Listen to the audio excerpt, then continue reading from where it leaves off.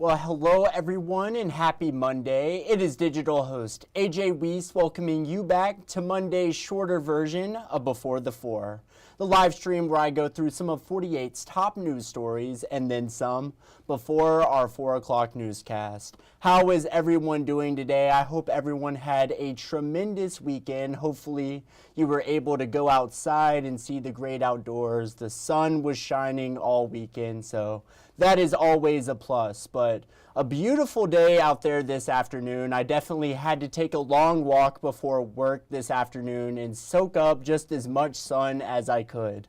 Got to get it while it lasts, as storms are expected to move in starting tomorrow.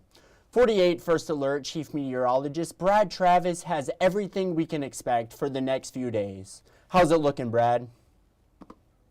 Good afternoon, everyone. We prepare for a lot of wind coming tomorrow. In fact, the wind gusts easily 40, maybe 50 to 55 miles per hour ahead of any rain, and that could cause some isolated power outages and other isolated wind damage ahead of this main line that's going to be coming in. And this is the timing for the highest wind gusts, 7 p.m. to 10 p.m. out west, 8 p.m. to 11 p.m. along I-65, including the Huntsville metro area, and 9 p.m. to midnight in northeast Alabama. This will be a quick moving line, but out ahead of it, those winds will slowly progress and increase throughout the day. Here's your 10-day forecast. First Alert Weather Day tomorrow. We've dropped Wednesday because the line's coming in several hours in advance of Wednesday. And it's still going to be windy out there Wednesday morning, but we're not as concerned about severe wind gusts. 53 on Thursday, morning lows back close to freezing, and then we warm up again. Another storm system coming in with the potential for some heavy rain late Saturday into Sunday. We'll also be changing our clocks as we go to daylight saving time this weekend. Well, now in Madison County, where the sheriff's office is investigating after an inmate was found dead in his cell early this morning. Officials say 68-year-old John Mitchell Rigdon was arrested last night and charged with criminal trespassing following an incident at Crestwood Hospital. Rigdon had returned to the facility despite being previously called for trespassing. Crestwood Hospital personnel contacted Huntsville police for assistance. Rigdon was arrested and transported to the Madison County Jail. Upon his arrival at the facility, Madison County Sheriff's Office medical personnel determined that Rigdon had a history of medical issues and was suffering from a serious terminal condition. Now, he was placed in the jail infirmary, and an on-call duty doctor was notified and provided medical orders for appropriate treatment.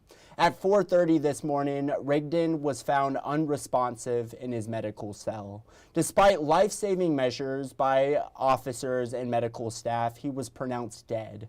The Madison County Sheriff's Office is investigating the circumstances surrounding Rigdon's death.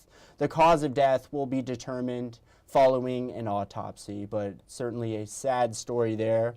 Staying in Huntsville, where officials are seeing a rise in a new text message scam.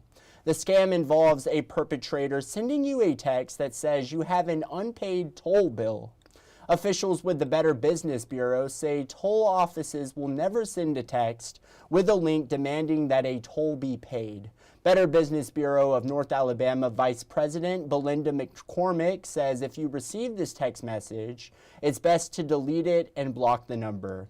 48 Sarah Grace Kennedy recently spoke with one Huntsville woman who says she was scammed out of over $1,000 from these scams. Take a listen. It makes me disheartened, especially with the economy that we have now. Everything is so expensive, and I know everybody's trying their hardest to get money, obtain money, and be able to save it for themselves for any type of emergency. It's really sad that some people have to go to these links in order to just make a living. Unfortunately, Michaela Crumity, who you just heard speak, says she was able to get her money back after filing for fraud. But still, keep a lookout for those text messages going around here in North Alabama. I say delete it and block. That is the best way of handling those. But now let's talk about the latest on the ongoing nationwide egg shortage. 48's Claudia Peppenhorst spoke with local farmers to see how they are impacted by that shortage. Take a look. Here at Southern Farms, there's no shortage of eggs. However, at the grocery store, it's the exact opposite. Stores across the Tennessee Valley are experiencing supply and demand issues when it comes to eggs due to the bird flu. When they do have them in stock, they fly off the shelves at an elevated price. A dozen eggs in January would cost you about $4.95, an 80-cent increase since December. Now, many are looking local. Once this started happening and the grocery stores were running low, people started searching for other farmers with eggs, and I got a lot of new messages and new customers started ordering. Keith Southard with Southard Farm says once you go farm fresh, it's hard to go back once they taste how good these eggs are. But just because local farmers are seeing a boost in business doesn't mean they are out of the woods just yet. The bird flu is impacting hatcheries, which is making it difficult for local farmers like Southard to get their hands on baby chicks. It hasn't affected our prices yet, but we're still looking, checking everything, checking our costs. Southard says even when things return to normal at the grocery store, he hopes there's one big takeaway from this situation. I think it opens people's mind to look beyond the grocery store and see what's around them. Well, it's been 2 months since the EF1 tornado went through the town of Athens, destroying much in its path. 48's Noah Cowell follows up on that scary situation and how the community and town are really rallying around putting the pieces back together. Construction workers were outside on this Sunday trying to rebuild the roofs before heavy rains move in later this week. Mayor Marks says he's devastated by the loss of the big oak tree next to the courthouse and the destruction of the CEI bookstore nearby, but there's plenty to be positive about moving forward. Still a lot of businesses trying to settle their insurance claims, but overall we're doing great. You can see all the restaurants are filled. We're shopping local. We are a community that really puts its arms around each other and survives. A prime example of that is Lucia's, a Mexican restaurant in downtown Athens. Christian Martinez was pleasantly surprised to see the place filled tonight. And Martinez has quite the experience at this restaurant. His dad has owned the place for the past 20 years. I'm happy to see that we have such a community that still cares about supporting us local, even on those days that most restaurants aren't that busy. Martinez says he'd never seen anything quite like the damage in downtown Athens 2 months ago. His family was worried what the future would bring, but the community support has never wavered. Local businesses are the heart of Athens, so without those, Athens doesn't survive. I think it's really good that they can see that even though we're a small town, we still support each other through those hard times no matter what it is, and we're always going to have each other's back. Well, that is great to hear. And now a story from 48's own Liz Hurley. Segregation in the military back during World War II was a rule of law. Black units were separated from whites in every way, by gender and race. But it took all genders and all colors to fight and win. Prominent black units played critical roles in many battles. The Buffalo Soldiers and Black Panthers on the ground, and the Tuskegee Airmen in the sky. And then there was the Army's 688. It's a war story you may not know about, one personal for a Decatur woman who is still unearthing details. Liz Hurley tells us her incredible story. Tessie Mae Seymour lies somewhere here in Magnolia Psych Cemetery in Decatur. This is the first time in 50 years. First time in 50 years that I have been out here. 1,400 souls are buried here, 700 in unmarked graves. Tessie Mae is in one of them. I can't tell you where it would be. Mary Kelly is Tessie Mae's niece, a niece she loved like a daughter. Mary says they talked about everything except Tessie Mae's time in the military. I can't believe I didn't ask questions.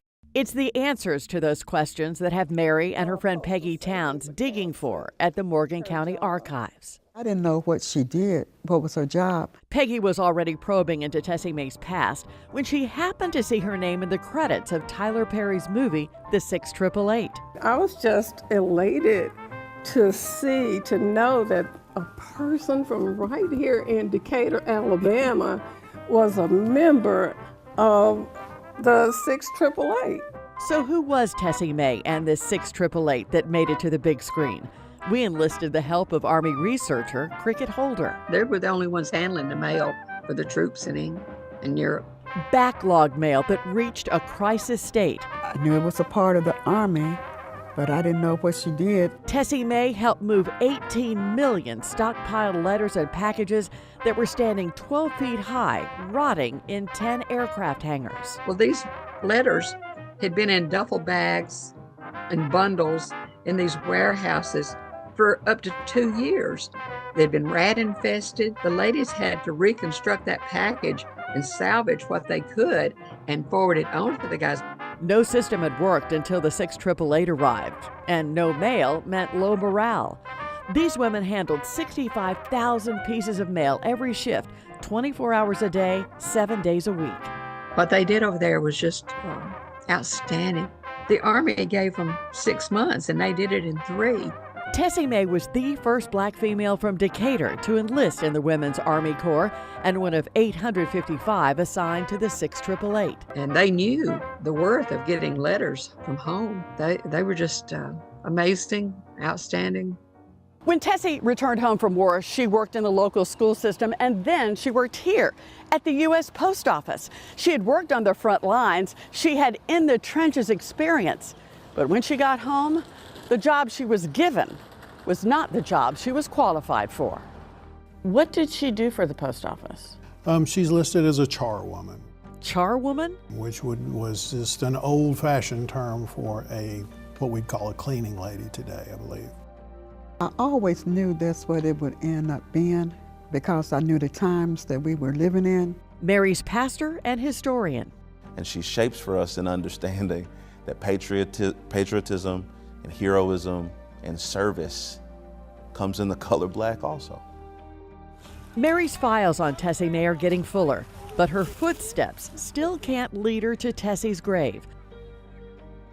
A spot needed for a proper military headstone, designed for a special postal worker who helped boost morale and so much more with those letters from war.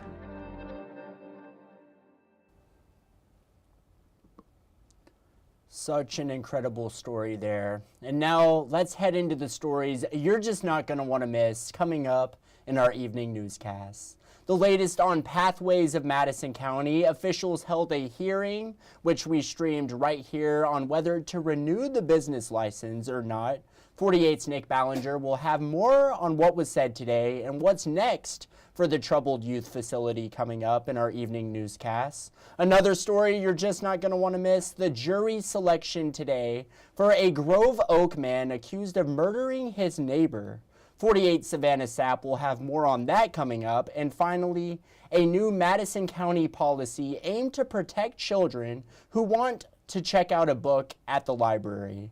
48's Faith Delp will have all those details coming up, and these are just a few of the stories you're just not going to want to miss coming up in our evening newscasts. And with that said, that is just about all the time I have today for Before the 4. No Facebook fun today, but it will be back on Wednesday. No Before the 4 tomorrow. I am actually working overnight tomorrow. I'll be coming in at 6 p.m. and we'll be working until 3 a.m. So we will not have a Before the 4 tomorrow. But we will be back on Wednesday, that is for sure. But with that said, that is it for today, but I hope you all enjoy our evening newscasts. And as always, thank you so much for watching. You all have a great night.